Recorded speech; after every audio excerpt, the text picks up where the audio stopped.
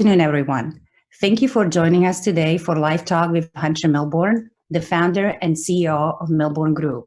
Milborne Group has been the industry leader in marketing and sales of pre-construction condominiums in Toronto and the GTA, consistently maintaining the biggest market share of all pre-construction sales in the industry for almost 45 years. Milborne Group has at any given moment minimum 50 projects in the various phases of sales program, preparing to open for sale, actively marketing and selling project during the interim occupancy, and then the final closing. We have a pretty broad reach to understand each phase of selling program. The purpose of today's conversations is to connect with our staff and our selling brokers to share the first-hand experience of how COVID-19 is affecting our industry and how we are managing through the impact of this new situation. I know we are all reading a lot and following the impact of this pandemic on a global economy and how the world is coping with these new circumstances. We are not here to attempt to predict the future, nor we believe we are always right. But hopefully our analysis and comments can provide you some clarity and insights. We received a number of questions from you over the last few days, and hopefully most of them will be answered during Hunter's and Marshall's presentation. However, if you wish to ask anything else, please type your question in the chat, and we will try to answer all of your questions at the end of the webinar. And now I would like to introduce Hunter Milborne.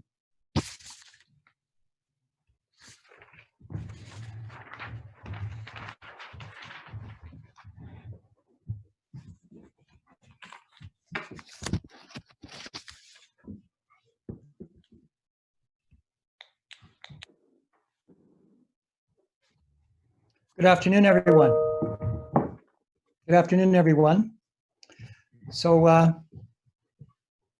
think that if 10 years ago, in 2010, someone had said to us that we'd wake up one day 10 years from now, in the spring of 2020, and most working would be illegal, but marijuana would be legal, it wouldn't have been received very well. It would have been pretty much deemed crazy.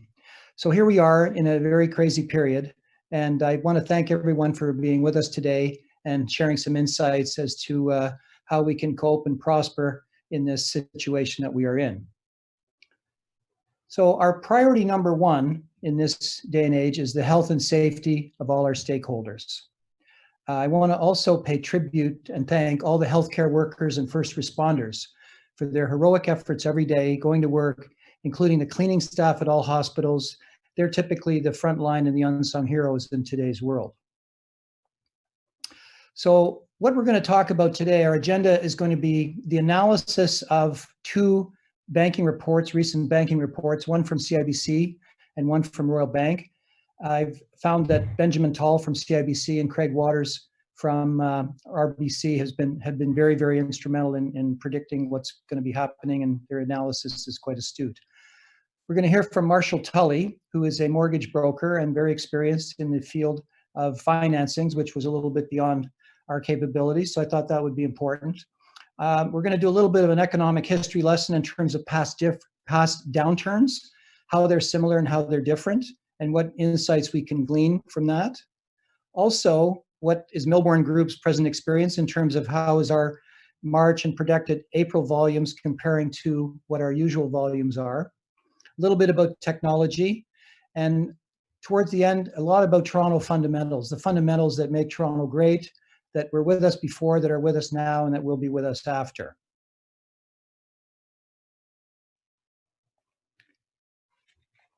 So I think that in our Chinese culture, and the Chinese culture is very important in Toronto, we're very multilingual, very multifaceted society here. One of the things that was told to me several years ago, that the Chinese symbol for crisis and opportunity is very, very similar and linked together. So I think that's a very insightful thing today, and there's a message there for us. So getting into the RBC and CIBC reports, as I mentioned, Benjamin Tall of CIBC is very close to the real estate industry. Craig Walters from Royal Bank has been very, very insightful and things like that. So I want to go through some of the assumptions some of the predictions that they came out with in their recent reports. So 12 weeks of severe disruption underpins their forecasts. And I think we're about 4 to 6 weeks in, depending on when we start to count. What we've experienced is really unprecedented events. Even when we get into our economic history, nothing has been so sudden and so severe as this COVID-19 crisis. But along with the unprecedented event has been an unprecedented response from different levels of government. There's a projection that GDP nationally will contract about 30% in the second quarter, which is quite substantial, April, May, and June. On March 27th, the Bank of Canada dropped its benchmark rate from 0.75% to 0.25%, and it maintains that as of today. So the governments have reacted quickly and appropriately.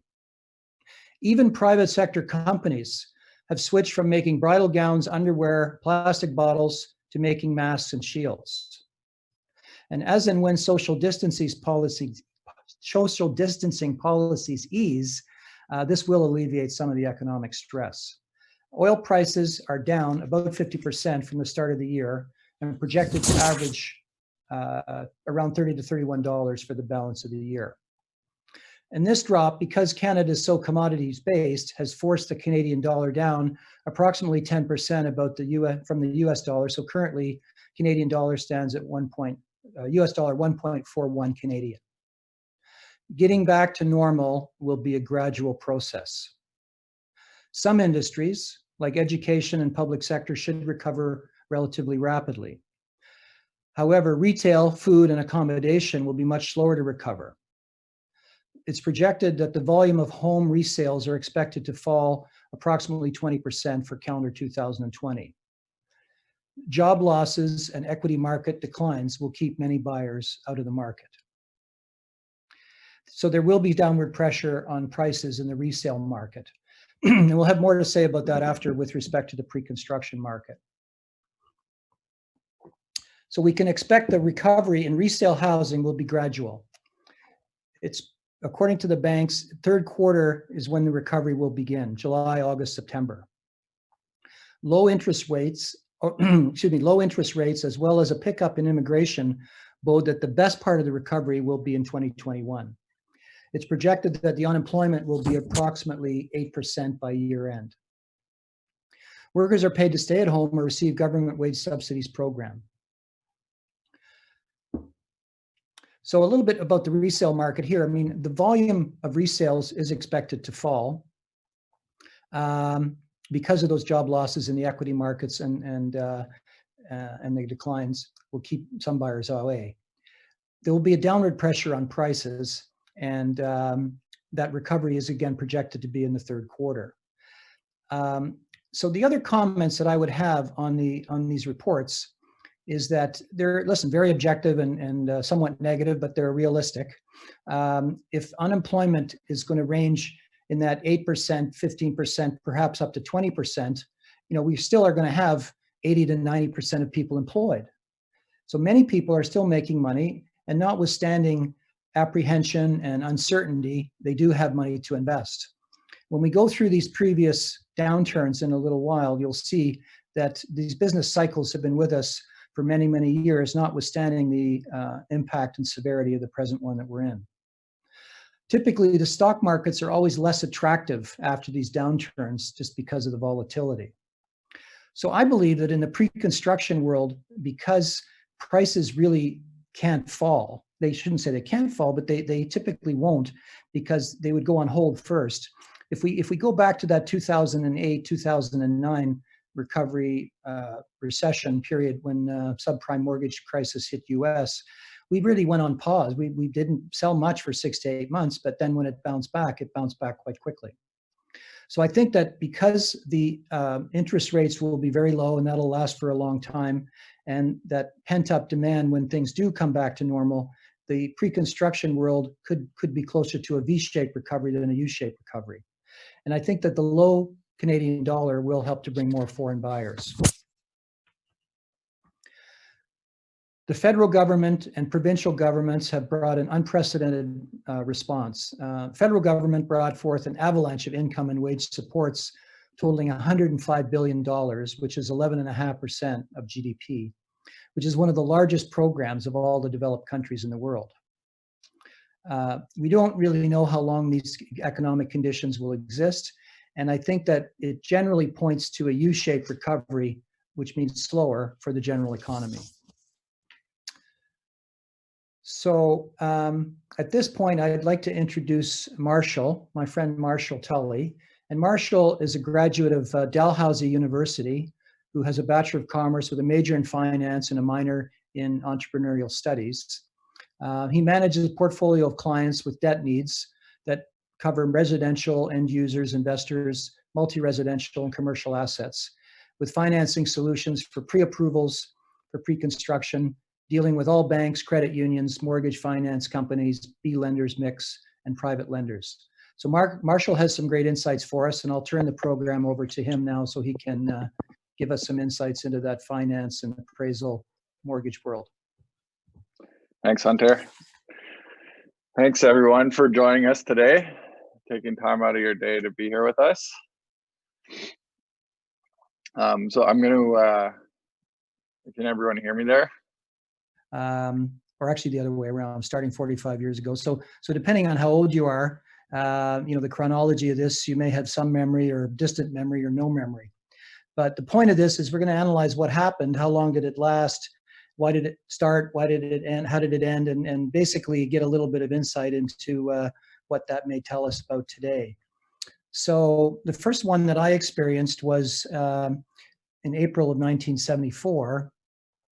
And what was happening was that in the early 70s, the GTA and surrounding area experienced a real boom in pricing. And everybody who's been in the business a while knows the market ebbs and flows. It'll go up, it flattens out, it goes down a little bit, it goes up. I mean, the overriding trend is always up, but you can have different levels of increase and pauses along the way. So what happened in late 73 and early 74 was a lot of Europeans began buying farmland, and that scared a lot of the people in the provincial government.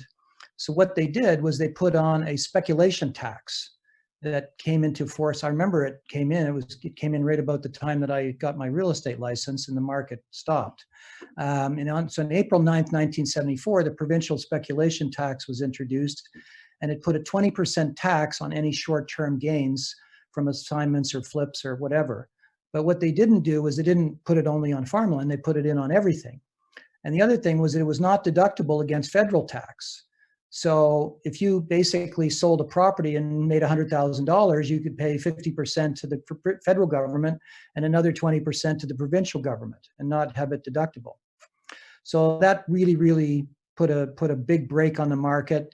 And it was about 6 months before it started to recover and about a year before it really recovered. So next time, and you'll notice these are 6, 8, 10 years apart. And business cycles have been going on since that have been documented. If you Google and do a little bit of homework on it, since 1800s. I mean, you'll see them in history, and they always ebb and flow. I just thought we didn't want to go back that far and keep it to some modern day relevance. So what happened now in the late 70s, there was a lot of inflation. I think what really started it was oil prices. So oil prices between 1975 and 1980 tripled. Basically went from about $10 a barrel to about $30 a barrel average. So that, if you think oil basically increases or relates to the cost of everything. So costs, prices, wages went on an upward spiral, and there was an incredible amount of inflation in everything.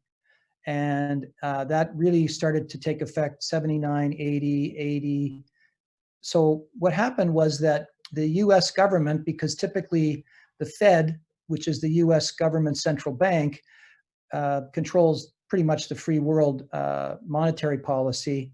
So they felt, there was a guy named Paul Volcker, who was the president of the Fed at that time, said that the only way to bring inflation out of the system was to increase interest rates. So, in late 1978, 79, bank prime was about 10%. So over a period of about 4 to 6 months, they increased prime slowly and steadily until it hit 21.5% December 19th, 1980. So if any of you could imagine, mortgage rates were basically between 18 and 23%. So how many homes do you think you'd be selling in those days? So what happened was that, again, that was very, very quick to happen and very, very quick to unhappen. By late 1982, early 1983, the recovery had begun in 1981, and it was pretty much by the end of 82. So it was about 18 months. That was one of the longer slowdowns in this little situation of history of economics here. So the next time what happened was in late 80s, early 90s, and this was pretty much just a pricing bubble. It was similar in terms of what happened in 1974 without the foreign buyer element. And what happened was prices just started to increase too fast. And when that happens, you kind of steal appreciation from the future. So this particular slowdown really kind of peaked in 1989, and it was around 3 years before it really unwound itself. But there was no general inflation at that time. It was pretty much fixed to the real estate itself, and there wasn't a lot of the pre-construction market at this point was maybe 5,000 to 8,000 units a year, as opposed to the 20,000 to 35,000 units it is today. So it was a much smaller portion of the real estate market at the time. So next round we had around 1999-2000, which was commonly known as the dot-com crisis. And as the internet became very popular, there was many companies that started being created. And I'm sure a lot of you are aware, a lot of companies are valued as a multiple of net income, or EBITDA. And what was happening was that there was so much speculation in the stock market that a lot of the valuations came based on revenue. A lot of the companies that were getting public didn't even have revenue. They basically just came out, and if it was a dot-com company, you had to buy it because it was going to go up. So, that was a recipe for disaster. Warren Buffett at the time, who's a very well-known, famous investor, just said, look, I'm not going to invest in something that I don't understand, no matter how good it looks in the short term. And what happened was that, as often happens, institutional investors got in and out earlier. A lot of retail investors got hurt. So when that stock market crash came tumbling down, it took away a lot of equity from people's RRSPs and 401ks.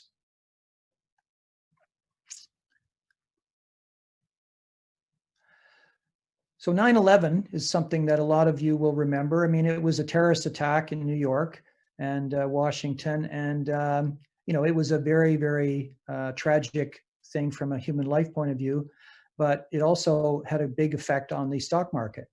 And basically, it was a huge immediate negative reaction where the market fell 14-15%.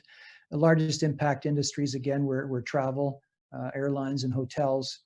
But ultimately, the market did rebound after that relatively short sell-off. So what's called the Great Recession, or the subprime mortgage market crash, really the cause here, and the difference between the US and Canada, is that in the US, there's 5,000 banks, and in Canada, there's 20, and there's 6 big ones. So the lenders in Canada typically lend their own money. They underwrite properly because they loan it to someone and they want to get it back. In the US, the difference is that the lending was all fee-based. So somebody would loan a bunch of money, they would earn fees from it, they would sell it to someone else, and really didn't matter whether it got collected or not. So this subprime mortgage crisis really affected the US. We didn't really have that subprime mortgage market in Canada, so it was quite different. So what lasted 2 or 3 years in the US to have a crisis and get it over with, in Canada, it lasted from about October of 2008 till about April, May, June of 2009. In each of those years, there were hardly any pre-construction sales in the last quarter of 2008 and the first quarter of 09, but both years ended up with about 16,000 sales of pre-construction units that year, which was pretty much around what the 10-year average was between 2000 and 2010.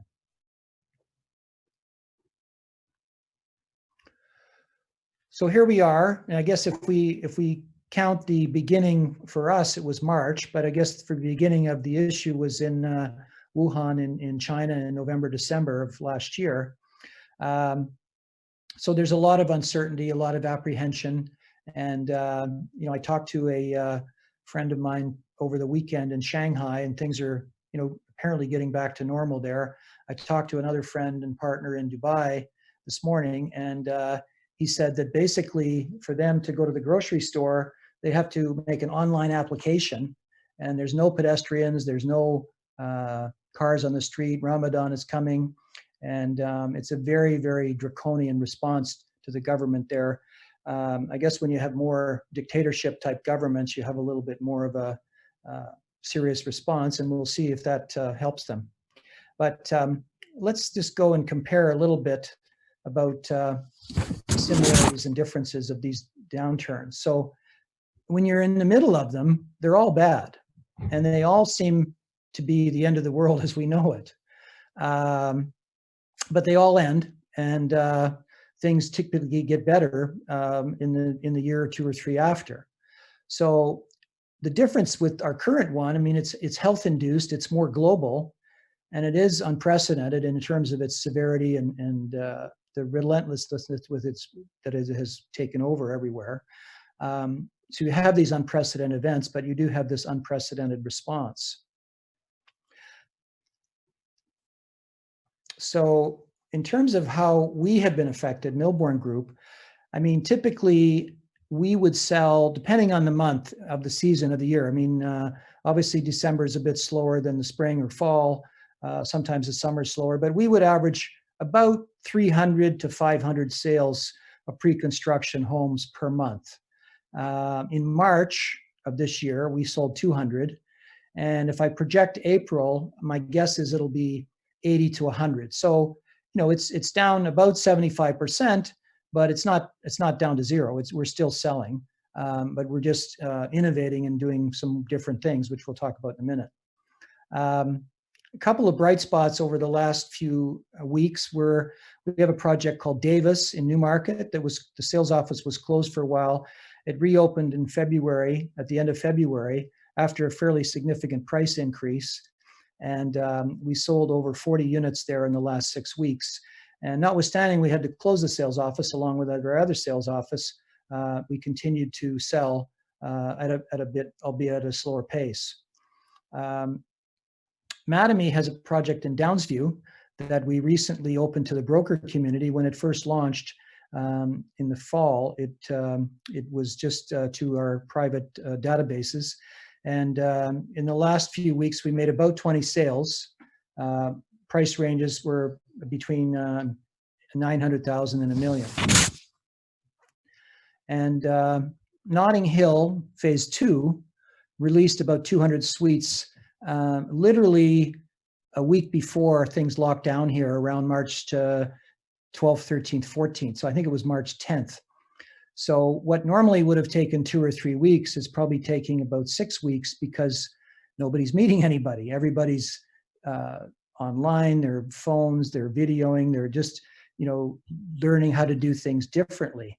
I have to laugh because I speak to everybody, lots of times, whether it's small groups, big groups. There was a Land Pro conference, March the 4th, where there was 1,000 people. I get up and give my 30-minute speech and don't even think about it. But preparing for this and getting ready for it made me apprehensive and nervous because it's new and it's different, and I hadn't done it before. So it just shows you that when you're forced to do things differently, it has an effect on you. So we released 200 suites, and we are writing sales and firming them soon. So we're not sure exactly how that's going to turn out, but we may end up with a 50 or 60% of what our anticipated writing was in a normal world, which I think is still an incredibly excellent performance. Generally, the inquiries and registrations from our campaigns, because a lot of campaigns were booked before and have advertising through March and April, surprisingly, we're still getting a lot of inquiries and registrations. They're coming in strong. And where we are open for sales, I mean, we are making sales, but our salespeople are not meeting anybody. You as selling brokers are probably not meeting a lot of people face to face. So things just take longer and happen slower through different means. In the meantime, over the last month, we had a little bit more time to focus, Marianne and I, and I'm happy to announce that we secured 3 new listings on 3 big projects that are going to be opening in 2021. And so that was an exciting thing for us to secure those.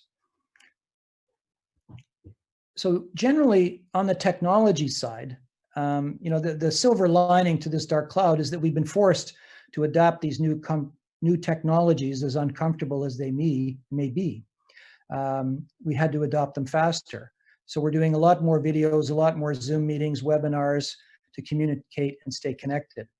So our current goal for our own staff and for our selling broker partners is to create new tools to help you present our pre-construction product and transact. Now, we won't be successful with everything we try, but that's always what innovation is like, and any big change will not always be that comfortable. But videos in particular, we have some videos happening this week, and we'll be able to distribute them and implement them by next week. So we're trying to innovate for ways for people to interact and transact. So Toronto fundamentals. So as I mentioned before, these are the things that are with us now, but they have been with us before this crisis, and they will be with us after.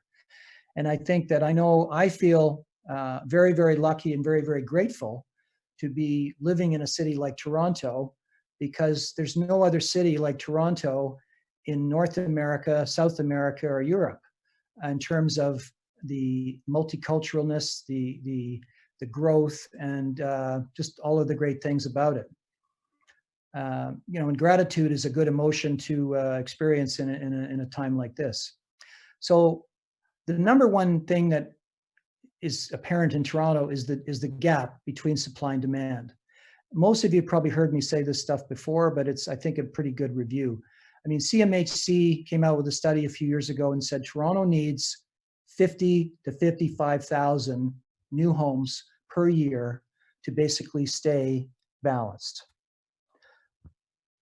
What we've been receiving between pre-construction, high-rise, and low-rise is around 30 to 35,000 new homes per year. So that's a gap of 20,000. That's a huge gap between the supply and the demand. We're going to have a little bit of a pause, so demand slides and supply sides. But my prediction is that, and I shouldn't say it's a prediction because we don't like to predict. It's my opinion that when we recover, that disequilibrium that we're experiencing will return with a vengeance, because those fundamentals of supply and demand just aren't going to go away. The other thing that exacerbated that whole situation was in 2005 when the Greenbelt legislation came in. So 800,000 acres around Toronto became frozen for development, and basically that choked the supply of single-family homes. So if you go pre-2005, about 2/3 of all the new homes in Toronto were single-family or townhouse, and 1/3 were condominium. Post-2005, it pretty much flipped because condominiums became the only affordable option because of that lack of supply of single-family.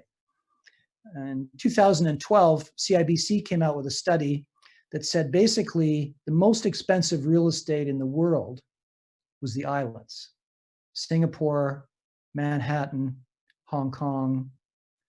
And really effectively, because of the lake and because of this greenbelt, what happened was that Toronto effectively became an island, and that you could expect prices to continue to go up and to accelerate. The other thing is that, Canada gets immigration, foreign immigration. In 2018, we had 300,000 immigrants move to Canada. 2019, 330,000. And this year it's projected to be 340,000. As to whether that materializes or not, we don't know. That's 350 people a day that move to GTA, which basically will take our current population of 6.8 million, along with natural increase and domestic immigration, because if you're 18 or 20 and you're living in Peterborough or North Bay or Sudbury or Barrie or London, Ontario, chances are, you want to move to a bigger city, move to Toronto. So Toronto is projected, according to our federal government statistics, 20 years from now to be around 10.2 million people, 10 years from now to be about 8.5 million people.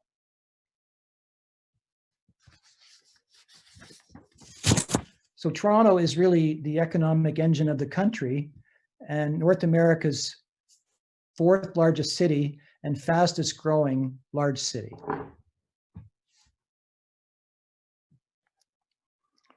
The job creation, I mean, this little part of the speech was prepared for me when we opened a project, River and Fifth, in June last year for Broccolini. And, I asked the sales manager, I asked James Berdine, I said, is this true? I mean, did somebody check these facts? That Toronto created more tech jobs in the last 5 years than New York, Seattle, Washington, and Silicon Valley combined. I mean, when I heard that, I thought it was astounding. It's always at the top of the lists in Economist and the different worldwide magazines in terms of livability. It's safe, it's multicultural, it's tolerant. Shelter is very high on our needs hierarchy. Our industry, both real estate and construction, has been deemed an essential service. And as I mentioned before, I believe that Toronto's supply and demand disequilibrium will return with a vengeance once this crisis is over. In 2010 and 2011, we recaptured many of the lost sales that we had in late 2008 and early 2009. So the demand didn't go away, it just was pushed out. So the other thing I discovered, and I hadn't heard of this before, I don't know whether anybody here has or not, but there's a company called Ryder Levitt Bucknell, which is a cost consultant. And when we think of cost consultants here, we think of Finnegan Marshall or Pelican Woodcliff or Altus Hellier. This is a more of an international company that's a cost consulting group, and they do a biannual crane survey of the 14 largest North American cities. And for many, many years, Toronto has been number 1. So there are 455 cranes in the 14 cities. 27% of those cranes are in Toronto, meaning 121. If you add in 905 of Toronto, the number jumps to 246. So it's an astounding market share. The distant second is Los Angeles with 47 cranes. Third, Calgary, 37 cranes. It's nice to have another Canadian city there. Seattle, 36, and San Francisco, 33. So Toronto has been on the top for quite a while, and 88% of those cranes are for residential projects, most of which are condominium projects that are essentially pre-sold. So how are developers coping, and what's happening in this industry with respect to this COVID-19 crisis? So notwithstanding the fact that we have an essential service, shelter's high on that hierarchy of needs, and real estate and construction have both been deemed those essential services, many things are unknown to us. We don't know how long this lockdown will last. None of us really know. We don't know how things will operate coming out of the lockdown, and we don't know what the new normal will look like. Most of the developers that we have ongoing are really listening well and switching to more digital type programs with videos. In the meantime, the government's reacted very, very quickly and very, very appropriately. So we know that construction is continuing, although with safety measures in place and social distancing, it's taking a little bit longer with things. One of the questions we had was what's going to happen with occupancies. So, and I think that really depends on where the project is in the process. And we'll get to that in a minute. With municipal disruptions, plannings, permits, with cities closed, there's still things happening. However, it's much, much slower. So any long-term predictions at this point are very difficult. So the total impact on our industry, I mean, all the sales offices are closed and working with clients remotely. So we're trying to be as creative as possible, incorporating a lot of virtual presentations and videos. Again, with respect to occupancies, the municipalities are cooperating, but they were not the most efficient processes even at the best of times. The projects that we have in our occupancy phase right now are Sonic and Supersonic, Brit, and 11 Wellesley. So in talking to the principals there at Sonic and Supersonic, you know, they didn't have any supply chain issues. They were getting everything. There was a moment in time a couple of weeks ago, they were having difficulties getting city inspectors to come and inspect to approve for occupancy, but I think that's generally alleviated now.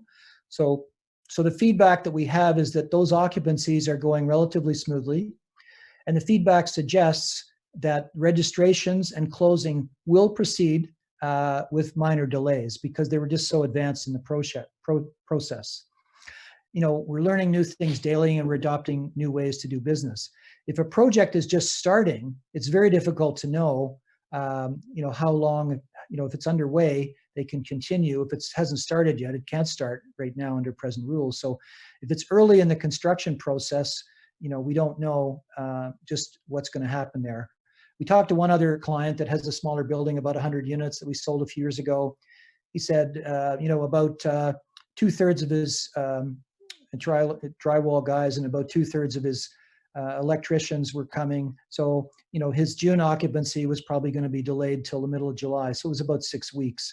But again, he's quite advanced in the process as well. So for projects that are almost finished, they shouldn't be affected too much. For ones earlier in the process and in the cycle, it might be another more serious issue.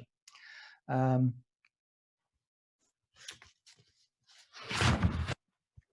a little bit about China. I mean, all this started in China and Wuhan, and at the end of November and December last year. And as of April 7th, after 76 days, the lockdown came off in Wuhan.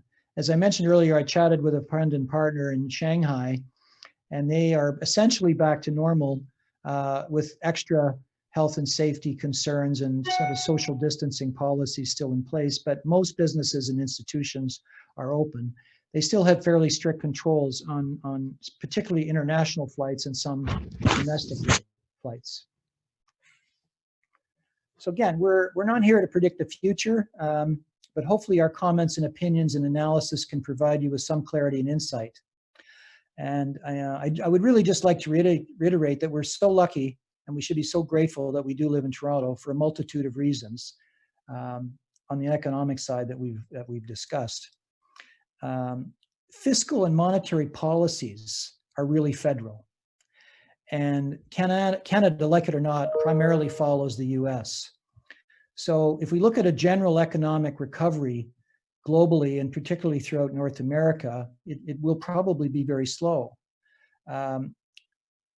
But the Toronto real estate market, I think, will prosper coming out of this for all the reasons stated above, beyond any other North American city. I think we'll have a period of extended period of very low interest rates, and that with continued job creation and ultimately increased immigration, that will fuel an exceptionally strong real estate market, including pre-construction sales. So you can't have provincial or municipal monetary policy. So I've always said that, you know, when those policies are created at federal government levels, they're created for the whole countries. They're not designed to favor a city that already has so much going for it. But when you start to stimulate and things are already good and already becoming good when you're coming out of this, I think that Toronto is going to rebound and be better than ever. So that's our end of our formal program. And I'm glad I didn't stand up, and you see that I'm still in my pajama bottoms. But anyway, that's a little bit of a new experience for us in terms of the webinar. It's much more difficult to talk to a screen than it is to talk to 1,000 people, I can tell you that. So I think that we have answered some of the questions that I've got. Why don't I just go to a couple of questions that we've got here. So do I see price changing in the pre-construction condo market on projects that will be released later this year? And will there be a surge in launches that push prices down? So I think for the benefit of our staff and brokers, I mean, I think there's a bit of an illusion sometimes on how much these projects make for the developers. Surprisingly, the return on equity for a project is very good because there's usually debt. But the margins on these projects are perhaps 10%, 12%, or 15% on a good day of the gross revenue. So there's not like a gigantic margin. So I believe what happens is that the reason prices didn't fall in 2008 and 2009 is that they couldn't, because then the projects aren't viable and they don't get financed. So I think that, you may see a surge of projects launch, which could affect absorption, but I don't really think it's going to affect price because it can't. I think things either get sold at a price or we have to wait. I think that there's very little flexibility with prices. And resales, it's different because, people have to sell, and the ones that have to sell and the ones that don't wait. But I think what you will see is a lot of changes in the terms. I mean, already we have projects that are coming out that have really extended deposit structures. So I think that you will see different deposit structures, but I don't think you'll see much change in price. Another question we had was any more tools being available in our hands to be able to virtually sell? So we partly answered that one, but I think right now we are doing videos. We're transferring to a more digital and online selling condition. And those are just designed to be tools that we can pass along to you, our selling broker team. And I think those were the main ones. So any question that we didn't answer, if you want to email me, hunter@milborne.com, I think that we will endeavor to answer either by email or by phone. So there is a question from Sam, and he was wondering, he wanted to switch from Megan, can you just read it? Sure. Or maybe can you bring Sam? Sure, actually. Yes, I don't know why. Sorry, technical difficulties.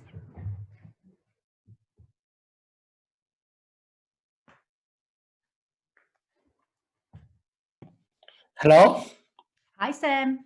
Hi, everybody. So I just have a quick question because I start to see in the resale market, pricing are dropping.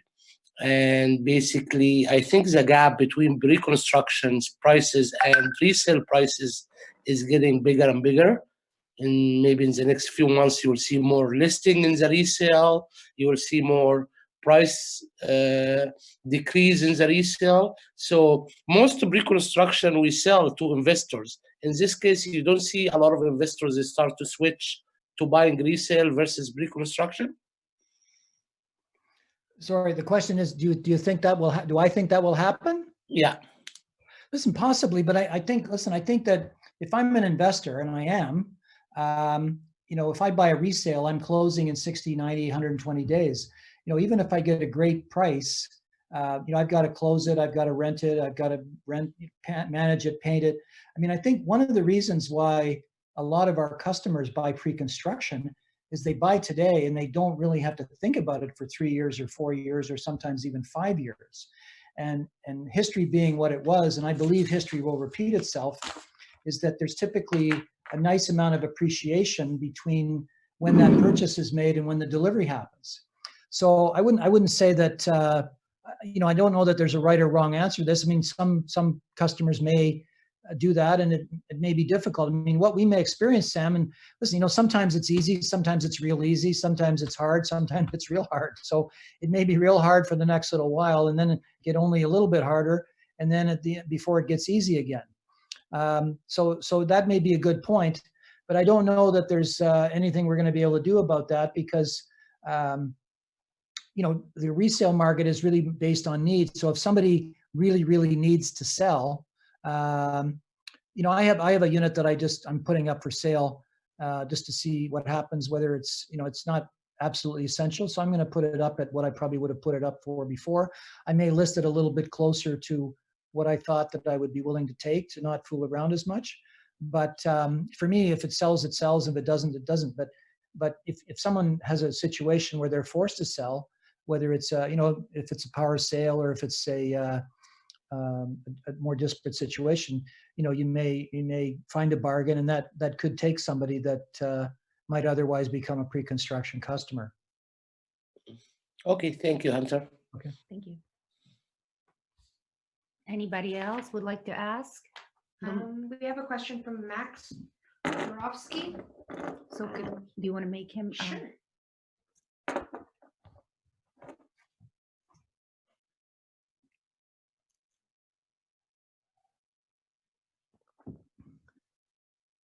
Yes, Max.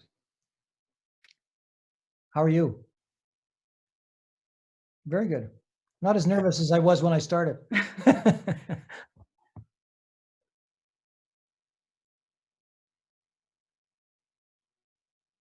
Well, I'm flattered that we have such an international audience. That's great. So, you know.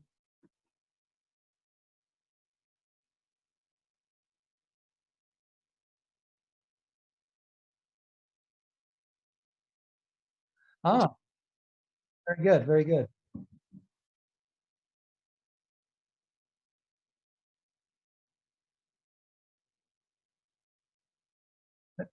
That's right.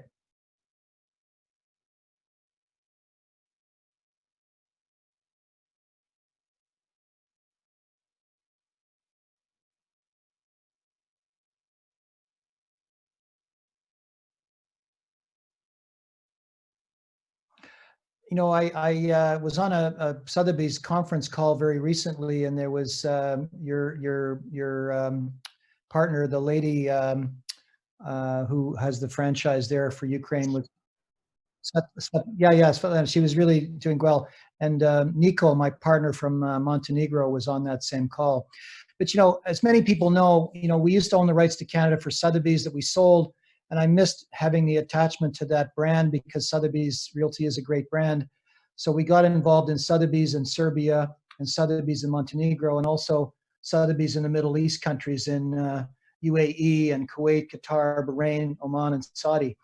So, so I think that, you know, and I know very little about Ukraine, but I think that what I'm seeing in Serbia and Montenegro, I mean, Serbia is 7 million people, Belgrade is 2 million. And the market there is very affordable, and I think it has a great opportunity. There's a lot of pre-construction happening there, and I think it's got a lot of opportunity. Montenegro is a smaller country. It's about 600,000 people, but it's just as beautiful as Italy. It's just as beautiful as the south of France. It's just a little bit undiscovered. There was a project there called Porto Montenegro that Peter Monk, who was a Canadian that passed away recently, who was very philanthropic, who donated a lot of money to hospitals. So I think that, you know, Montenegro has a great future as a resort second home market. But I apologize, I really don't know much about Ukraine. But I would like to learn more. But I just can't comment on Ukraine. But I think that, you know, if you look at what happened with the virus in Italy and Spain and Portugal, you know, it was quite severe because maybe those countries were a little bit slow to react. And all of the things that our federal governments and provincial governments and municipal governments have done here have been quite dramatic. Not quite as dramatic as what's happening in China or UAE and Dubai, for example, but more dramatic than there. So I think that probably is a positive thing for getting things under control and getting back to normal as quick as possible. So I'm not sure that answers your question 100%, but hope it helps. Maybe we can have an offline conversation and we can connect and further those discussions later. Thank you.